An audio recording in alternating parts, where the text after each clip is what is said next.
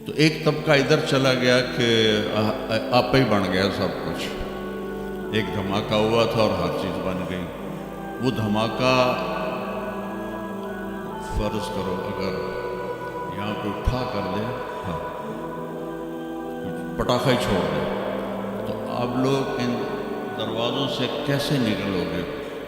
بھاگتے ہوئے کہ بڑے آرام سے؟ عبدالخالق صاحب جو تم چڑھ کے جاؤ گے، ساڑی جان بچے۔ اور اگر میں یوں کہوں کہ گندم کا ڈھیر پڑا تھا، اس میں دھماکہ ہوا اور گندم اڑتی ہوئی بوریوں میں جا کے فکس ہو گئی اور بوریاں سل گئیں اور ٹرک پہ چڑھ گئیں اور منڈی میں جا کے بک گئیں، تو تسی دو جوتیاں مار کے میں باہر کر دیں گے۔ ایک دھماکہ ہوا، وہ دھماکہ اتنا قابل تھا، اتنا علم والا تھا کہ اس سے دو طاقتیں پیدا ہوئیں، ایک سپیڈ کی اور ایک مقناطیس کی۔ تو اگر سپیڈ اور مقناطیس کی طاقت میں ایکوالٹی نہ ہوتی اور 1/10 خرب سیکنڈ، ایک آسٹریلین سائنسدان کی بات میں بتا رہا ہوں، ایک سیکنڈ کے تو 100 سے زیادہ حصے ہو نہیں سکتے، لیکن انہوں نے کہا فرض کرو اگر ایک سیکنڈ کے 1/10 خرب حصے ہوں، وہ 1/10 خرب حصے میں اگر تھوڑا سا رفتار اور مقناطیس کی طاقت میں فرق آ جاتا تو ساری کائنات ٹکرا جاتی۔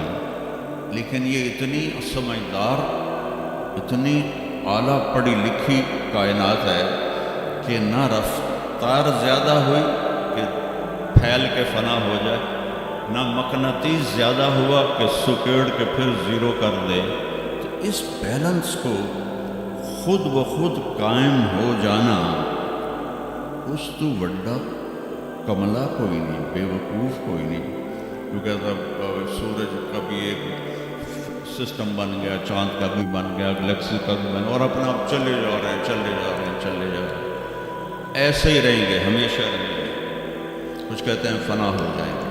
یہاں انسان جاہل ہے، اس جہالت کو دور کرنا سب سے پہلا علم ہے۔ اگر مرتے ہوئے مجھے پتہ چلا کہ یہاں تو معاملہ کچھ اور ہے، جو لوٹ آئیں تو کچھ کہنا نہیں، بس دیکھنا انہیں غور سے جنہیں راستوں میں خبر ہوئی کہ یہ راستہ کوئی اور تھا۔ چلتے چلتے پتہ چلا کہ ہم تو کہاں پہنچ گئے، تو اس وقت تو پھر رب ارجعون کے نعرے قرآن کہہ رہا ہے، کہیں گے رب ارجعون، یا اللہ واپس کر دے، لعلی اعمل صالحا، میں بڑے اچھے کام کروں گا۔ اللہ نے کہا کلا، اب نہیں ہو سکتا۔ تو نبی جو آتا ہے، 1,24,000 نبی یہ علم لے کر آتے ہیں اور وہ انسانوں کی اس جہالت کو دور کرتے ہیں۔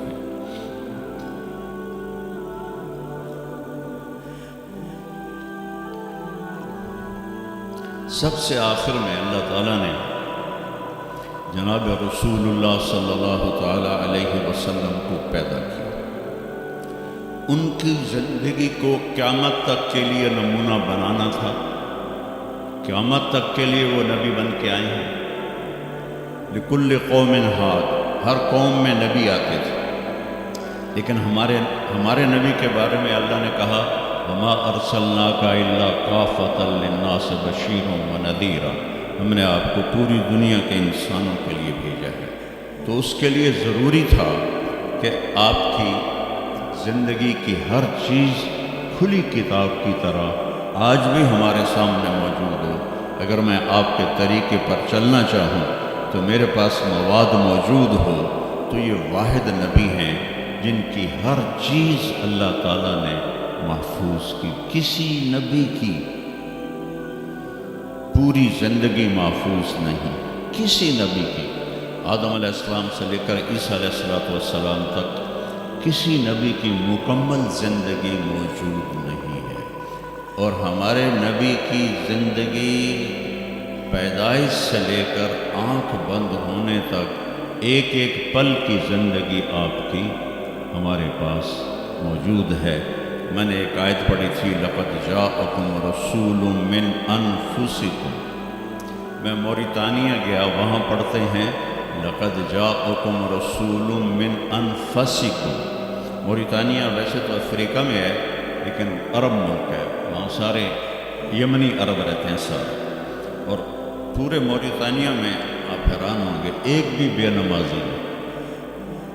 پورے موریتانیہ میں ایک لڑکا لڑکی مرد عورت بے نمازی نہیں۔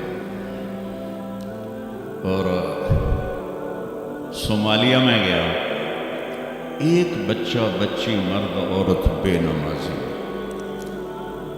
ہمارے بچے، آپ لوگ کالج آتے ہو تو موبائل آپ کے ہاتھوں میں ہوتے ہیں، بس میں بیٹھے ہو یا گاڑی میں بیٹھے ہو، موبائل پہ آپ کی نظر ہوتی ہے۔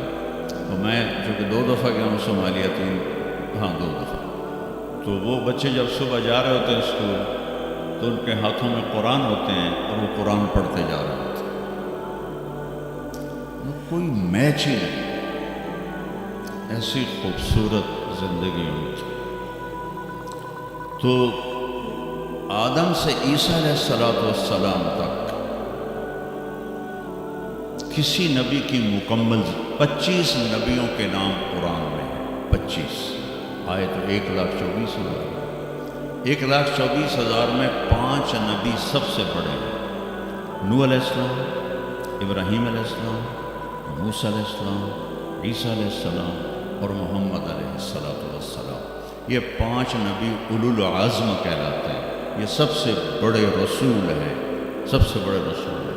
لیکن زندگی صرف ہمارے نبی کی، من انفسکم میں اشارہ ہے آپ کی خاندانی وجاہت کی طرف، کہ آپ بنو ہاشم سے ہیں، وہ سب سے اعلی خاندان ہے، اور آپ کا نسب آدم علیہ السلام تک محفوظ ہے، بے داغ نسب ہے۔ آپ نے فرمایا میں اپنے باپ، جتنے بھی میرے پیچھے باپ ہیں، کسی میرے باپ سے زنا ثابت نہیں ہے، میرے کسی باپ نے زنا نہیں کیا ہے۔ یہ نسل کی حفاظت کا نظام